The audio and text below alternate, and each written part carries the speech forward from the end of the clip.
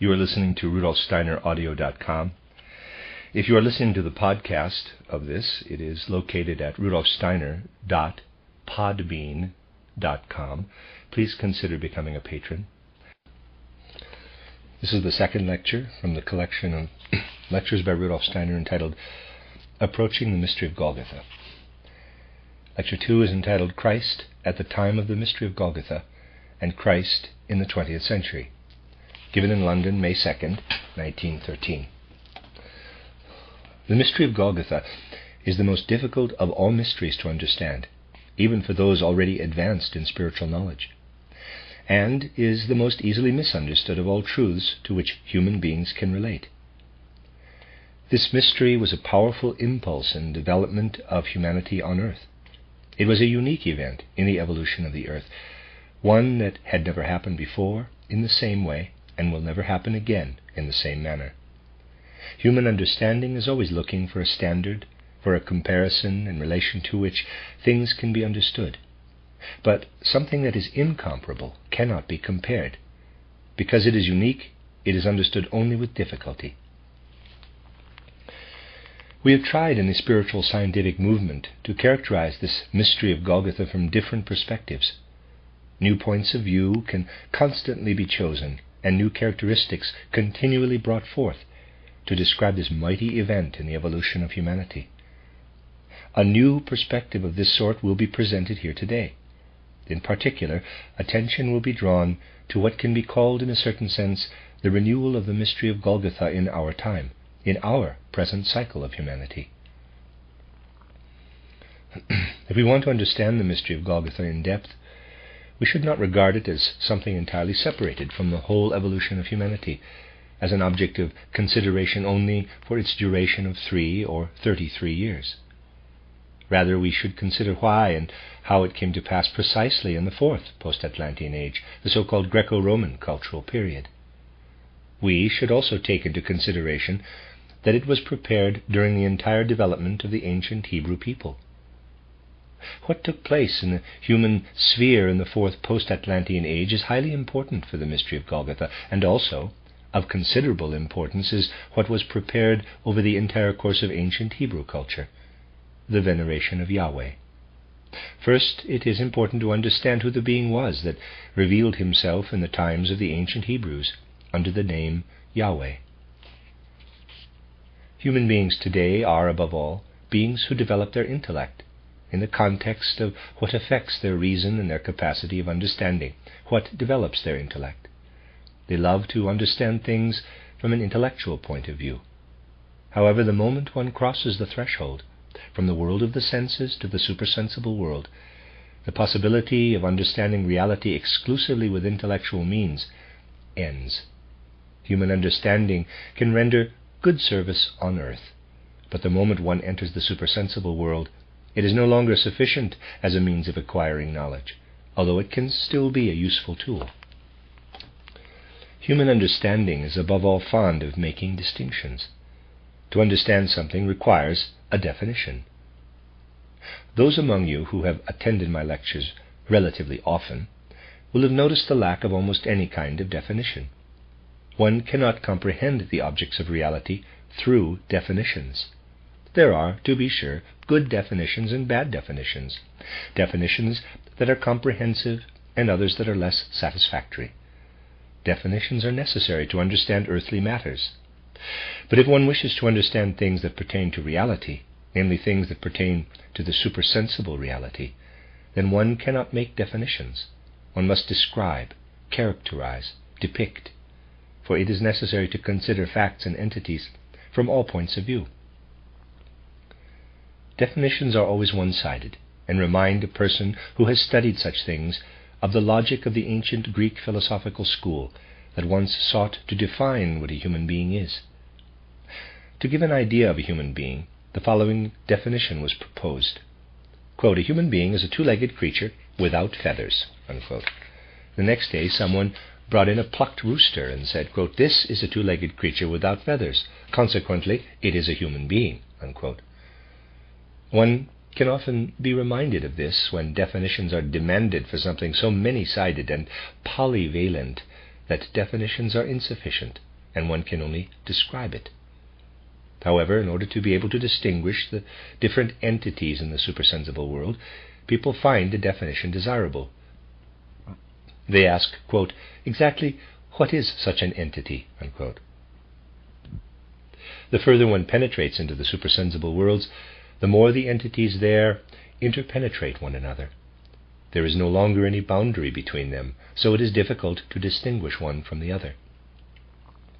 Above all, we may not ignore the factor of evolution when considering the name Yahweh, especially when we relate it to the name of Christ. Even in the New Testament you will find, and I have often referred to this in my books, that Christ revealed himself through Yahweh, as far as he could, before the mystery of Golgotha. If one wishes to compare Yahweh with Christ, it is a good idea to use the image of sunlight and moonlight. What is sunlight? What is moonlight? They are one and the same, yet very different. Sunlight radiates from the sun, but in moonlight, sunlight is thrown back from the moon. In the same way, Christ and Yahweh are one and the same.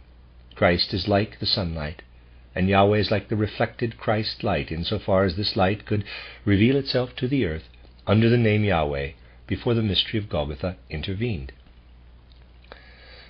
Moreover, when such an exalted being as Yahweh Christ comes into question, we must look into the lofty heights of the supersensible worlds for the true meaning. In reality, it is presumptuous to approach such an entity as Yahweh Christ with everyday concepts.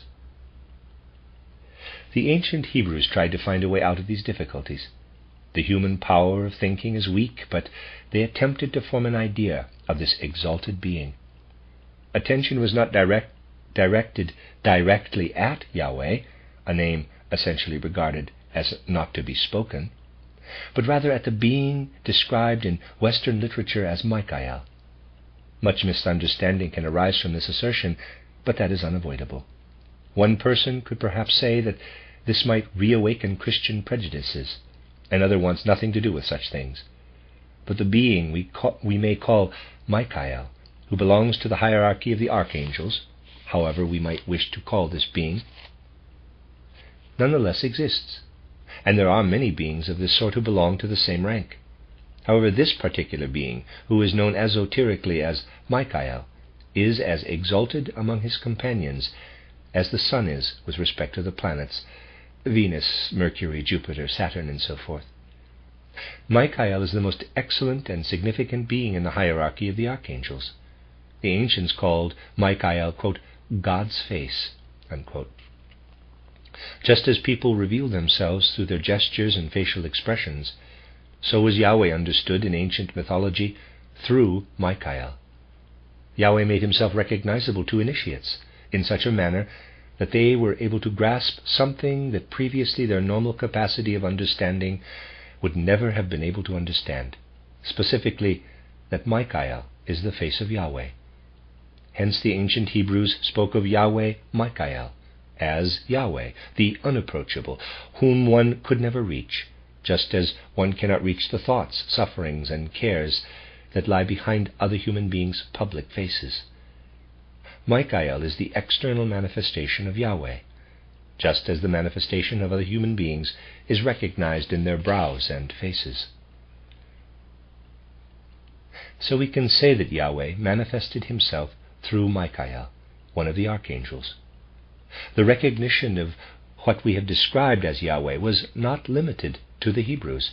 It was far more widespread, and if we investigate the 5 centuries before the Christian era, we find that during this whole time a revelation took place through Michael.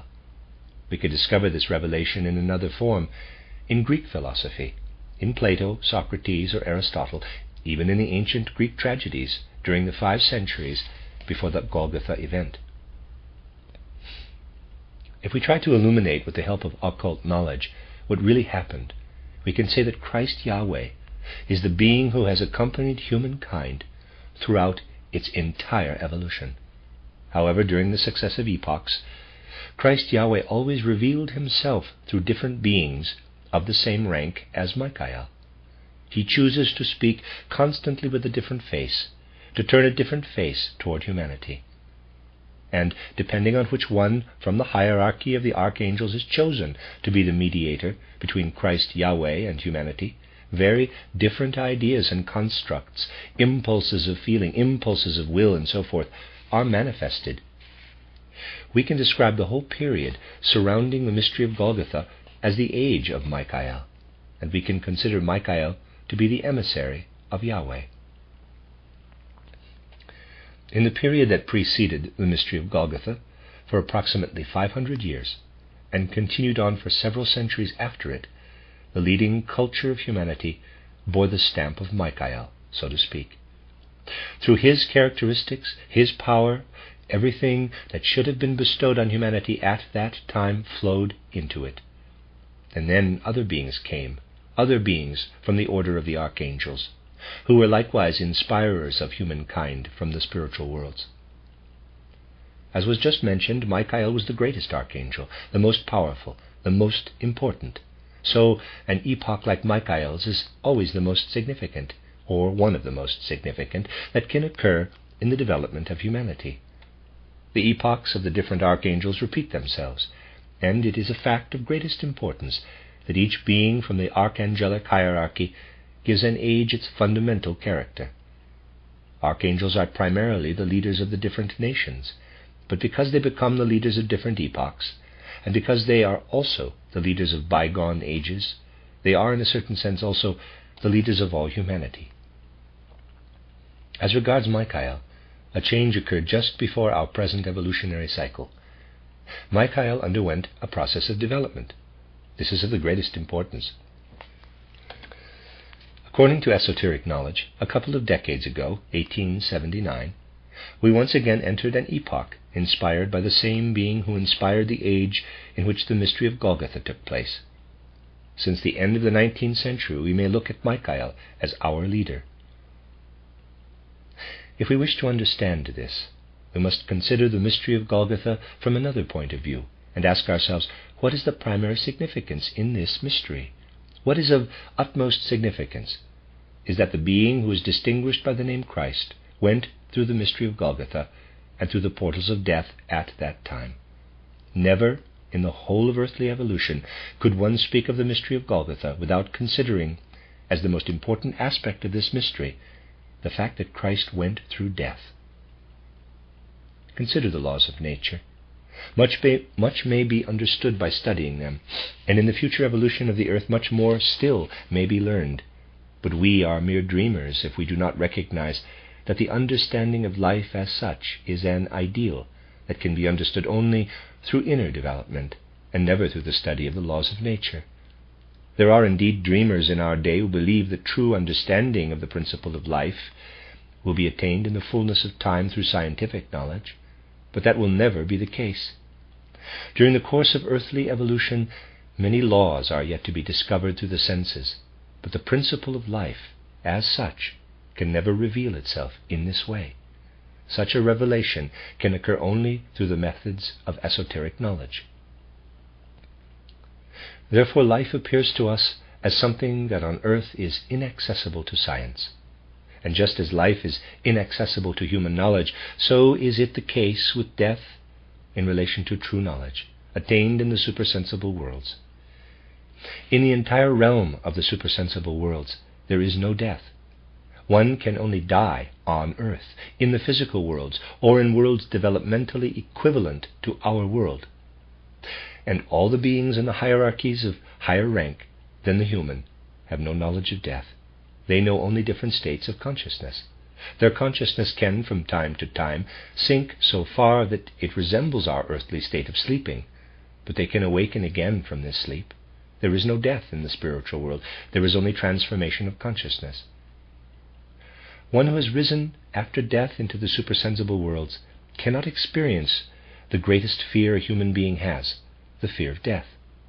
The moment human beings go through the portals of death, their condition is of such an intense sensitivity that although they can exist in a darkened state of consciousness, it would be very odd indeed to imagine that a person in the supersensible world was dead. Hence there is no death for the beings who belong to the higher hierarchies, with only one exception: Christ. However, for a supersensible being like Christ to go through death, he must first descend to earth. And this is what is of such immeasurable importance in the mystery of Golgotha, that a being who in his realm, in the sphere of his will, would never have been able to experience death, was obliged to descend to earth in order to work through the experience of death. Through the fact that this being underwent death in order to share this fate with humanity, a deep inner bond was established between humankind on earth and Christ. This death, as I have just emphasized, is of the greatest significance, above all for our present earthly evolution. What really happened back then is in respect to our evolution on earth has already been discussed often. First of all, a unique being who until then had existed only on a cosmic level united himself with earthly evolution through the mystery of Golgotha, through Christ's death. He entered the evolution of the earth at the time of the mystery of Golgotha. He wasn't there before. He belonged to the cosmos. But through the mystery of Golgotha, he came down from the cosmos and took bodily form on earth. Since then he lives in such a way on earth, is so much bound to the earth, that he lives in the souls of human beings on earth and experiences life on earth together with them. Hence the whole period before the mystery of Golgotha was only a time of preparation in the evolution of earth. The mystery of Golgotha gave the earth its meaning. When the mystery of Golgotha took place, the earthly body of Jesus of Nazareth, as we know from the various reports we possess, was given over to the elements of earth, and from that time on Christ was bound up with the spiritual sphere of earth and lives within it. It is, as we have already said, exceptionally difficult to describe the mystery of Golgotha, since we have no standard with which to compare it, but still we want to attempt to approach it from yet another point of view. Christ lived, as we know, for 3 years after the baptism in the Jordan, in the body of Jesus of Nazareth, as a human being among the people of the earth. We can call this the earthly manifestation of Christ in a physical human body. How then does the Christ being manifest, since he laid aside his physical body in the mystery of Golgotha? We must of course picture the Christ being as an overwhelmingly high being, but although so exalted, he was nevertheless able to bring himself to expression in a human body for the 3 years following the baptism by John in the Jordan.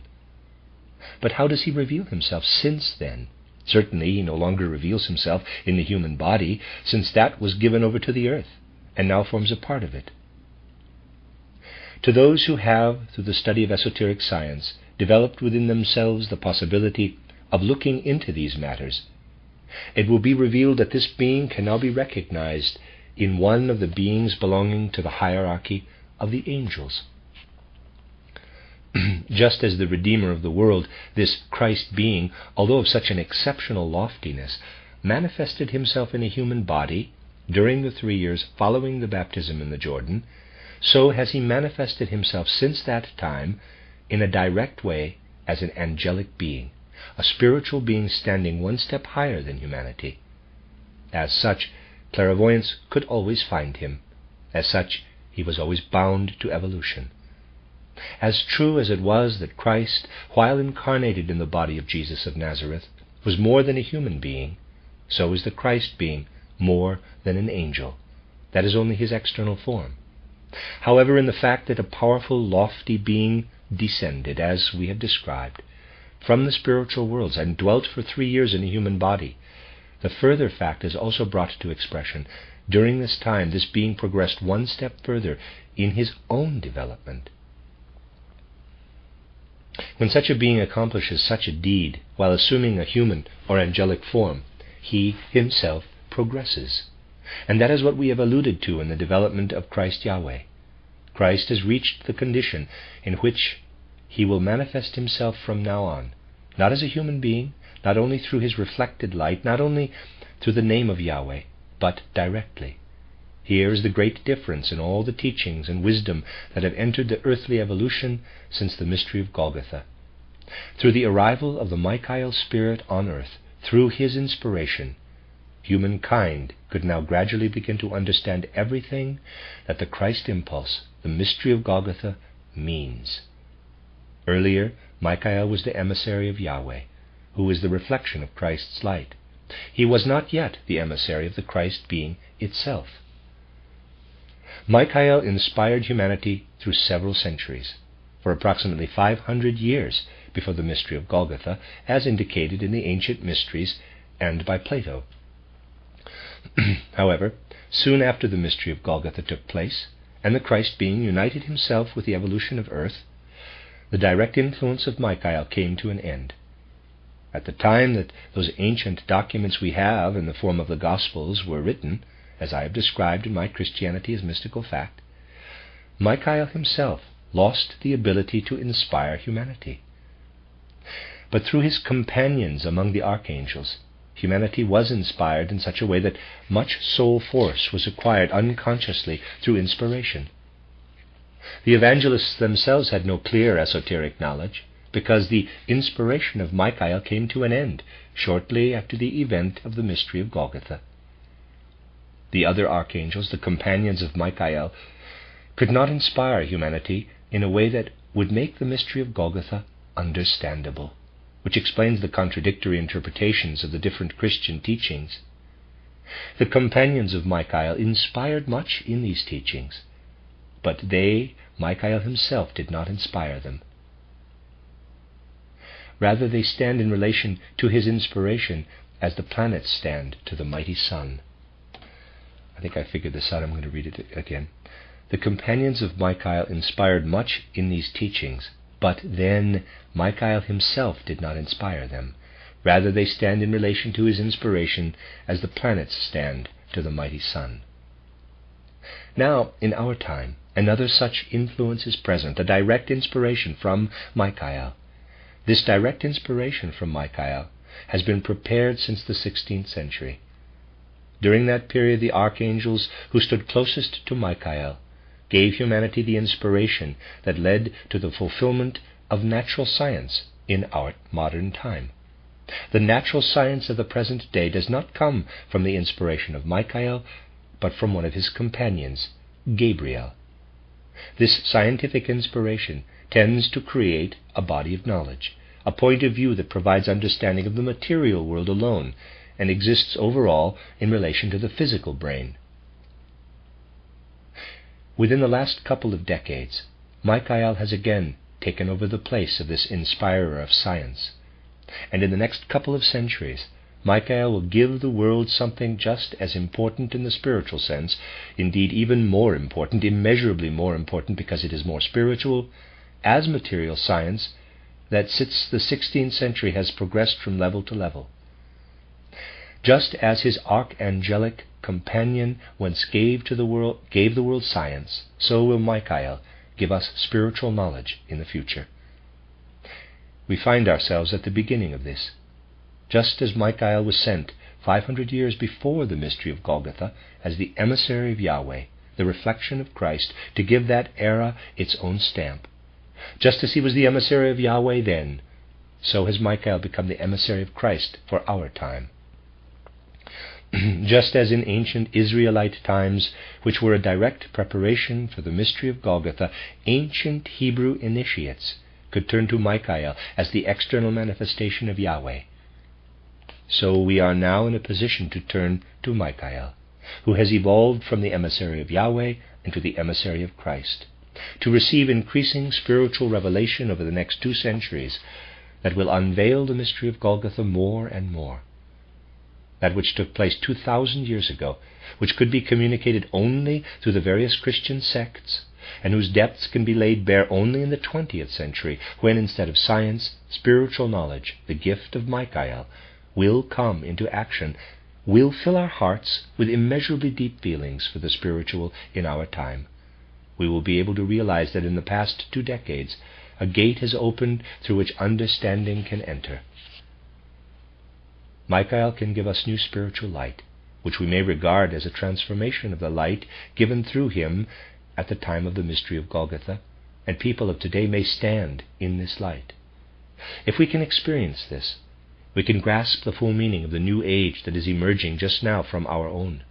We can take note of the dawning of a spiritual revelation which will enter the life of human beings on earth in the next 2 centuries.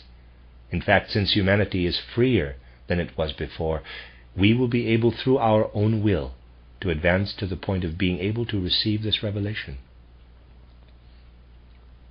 Let me now indicate the event in the higher worlds that has led to this altered situation, this time of a renewal of the mystery of Golgotha. Looking back, let us recall what has probably often flowed through our souls, namely, what happened at the baptism by John in the Jordan when the Christ manifested himself in human form, visible to human beings on earth. Further, let us fill our souls with the thought of that occasion when the Christ, as far as outer form was concerned, united himself with the hierarchy of the angels to live since then invisibly on earth. Let us remember what has been said, that death does not exist in the invisible worlds. Christ, by descending to our world, passed through a death similar to that of human beings. Since he became again a purely spiritual being, he has always kept the memory of his death with him. As a being from the rank of the angels, however, among whom since then he has continued to manifest himself outwardly, he could experience only a diminution of consciousness. By means of what has been necessary since the 16th century for the Earth's evolution, specifically the ever-increasing triumph of science, something that is also significant for the invisible worlds has intervened in the whole evolution of humanity. With the triumph of science, materialistic and agnostic feelings of greater intensity than had previously been the case penetrated humanity. Materialistic tendencies had existed even earlier, but never of the intensity that became predominant in the 16th century. More and more, when human beings entered the spiritual worlds through the portals of death, they brought with them the result of their materialistic ideas on earth. So that after the 16th century, more and more seeds of earthly materialism were constantly carried over. These seeds developed in a particular way. Although Christ entered the ancient Hebrew race and was led to his death there, the angelic being, who has been the external form of Christ, has suffered a dissolution of consciousness in the course of the 19th century as a result of the opposing materialistic forces that rose into the spiritual worlds consequent upon materialistic human souls passing through the portals of death. And the emergence of unconsciousness in the spiritual worlds, as the result of materialism in the manner just described, will lead to the resurrection of Christ consciousness in the 20th century in the souls of human beings on earth between birth and death. In a certain sense, one can predict from this that from the 20th century onward, what humanity has lost in consciousness will certainly arise again for clairvoyant perception. In the beginning, only a few, then a constantly increasing number of beings in the 20th century will be capable of perceiving the appearance of the etheric Christ, that is, Christ in the form of an angel. For the sake of humanity, something that can be called a destruction of consciousness occurred in the worlds lying directly above our earthly worlds, in which Christ has been visible between the mystery of Golgotha and the present day. One can say that at the time of the mystery of Golgotha something happened in a little-known corner of Palestine that was in fact the greatest event that ever happened to all of humanity, but of which little notice was taken by people of the time. If something like that can happen, can we be surprised when we hear what happened in the 19th century, when those who had passed through the portals of death since the 16th century encountered Christ? Quote, the seeds of earthly materialism, unquote, which souls stepping through the portals of death since the 16th century have carried up to the spiritual world in ever greater proportion, creating more and more darkness, make up the, quote, black sphere of materialism, unquote. This black sphere was taken up by the Christ into his being in the sense of the Manichaean principle, effecting a, quote, spiritual death by suffocation, unquote, in the angelic host, among whom the Christ being has manifested himself since the mystery of Golgotha. This sacrifice of Christ in the 19th century is comparable to the sacrifice on the physical level in the mystery of Golgotha, and can be designated as the second crucifixion of Christ on the etheric level. The spiritual death by suffocation that accompanied the dissolution of consciousness of the angelic being is a repetition of the mystery of Golgotha in the worlds lying directly behind ours, so that a resurrection of the previously hidden Christ consciousness can take place in the souls of human beings on earth. This return to life is in the process of becoming the clairvoyant vision of humanity in the 20th century. Christ consciousness can thus be united with the earthly consciousness of humanity from the 20th century on, because the dying out of Christ consciousness in the angelic sphere in the 19th century means the resurrection of direct Christ consciousness in the sphere of the earth. That is, the life of Christ will, from the 20th century on, be felt increasingly in the souls of human beings as a direct personal experience. At the time of Christ, a few people existed who could read the signs of the time and were able to understand the mystery of Golgotha. They could grasp how a great and powerful being had descended from the spiritual worlds to live on earth, passing through death, so that through his death his being's substances could be incorporated into the earth. Similarly today, some of us can perceive that in certain worlds lying directly behind ours, a kind of spiritual death, a dissolution of consciousness, took place so that a rebirth of the earlier hidden Christ consciousness could take place in the souls of human beings on earth. Since the mystery of Golgotha took place, many people can proclaim the name of Christ. And from the 20th century on, there will be a constantly increasing number of people who can communicate the knowledge of the Christ being given in spiritual science. Twice already Christ has been crucified. The first time physically, in the physical world, at the beginning of our era, and the second time in the 19th century, spiritually. Let me read that again. Twice already Christ has been crucified. The first time physically in the physical world at the beginning of our era, and a second time in the 19th century spiritually, as I have described. One could say that humanity experienced the resurrection of the Christ being's body then. From the 20th century on, it will experience the resurrection of Christ consciousness. What I have only been able to suggest in a few words will gradually penetrate human souls, and the mediator, the emissary, will be Michael, who is now the emissary of Christ. Just as he led human souls in earlier times so that they could understand the movement of the Christ being's life from heaven to earth, so is he now preparing humanity to become capable of experiencing the movement from the state of unconsciousness to the state of consciousness. And exactly as most people at the time of Christ's life on earth were incapable of believing what a mighty event took place in the evolution of the earth, the external world in our time is striving to increase the power of materialism, and will continue for a long time to regard what we have discussed today as fantasy, idle dreaming, perhaps even foolishness. Moreover, that is how they will regard the truth about Michael, who is now beginning to reveal Christ anew.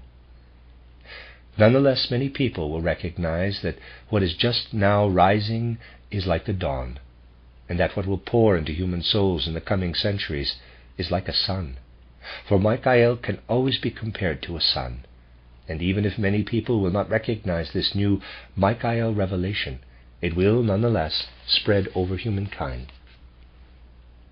This is what can be said about the relationship of the mystery of Golgotha, which took place at the beginning of our era, and the mystery of Golgotha as it can be understood today. Let us make these feelings our own, recognizing that it is the only way we can become true spiritual scientists. From time to time other revelations will come our way to which we must keep an open mind. Would it not be particularly selfish to keep these feelings exclusively for our own satisfaction? Let us rather feel that it is our serious duty, as spiritual science teaches us, to make ourselves willing tools for this revelation. Although in humanity as a whole we are only a small society, attempting to understand this new truth about the mystery of Golgotha, this new revelation of Michael, we are building up a new power that does not depend in the least on our belief in this revelation, but rather depends entirely on the revelation itself, on truth itself, and nothing else.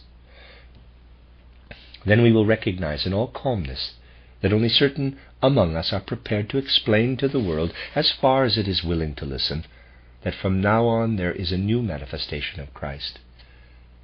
But we want to be ready to recognize it. We want to belong to that tiny circle that is willing to help it grow and become lasting. We want to build on the inner power of such a revelation, so that it may spread out among the rest of humanity, for this knowledge will eventually belong to everyone. This is what we call wisdom. It is what many call foolishness. To be firmly present, we need only to remember today that the present time is the time of the second revelation of Michael, and to remember also what was said by one of the ancient initiates, Paul, at the time of the first revelation of Michael, quote, "What often appears to people as foolishness is wisdom before God," unquote. Let us try today to draw power for ourselves from feelings of this sort, from spiritual knowledge of the sort that must appear in many contexts in the external world as foolishness. Let us seize the courage to recognize that what appears as foolishness to people who rely only on the senses can be wisdom and light, as well as a clearer understanding of the supersensible spiritual worlds, toward which we desire to strive with all the power of our souls and our conviction. The end of Lecture 2.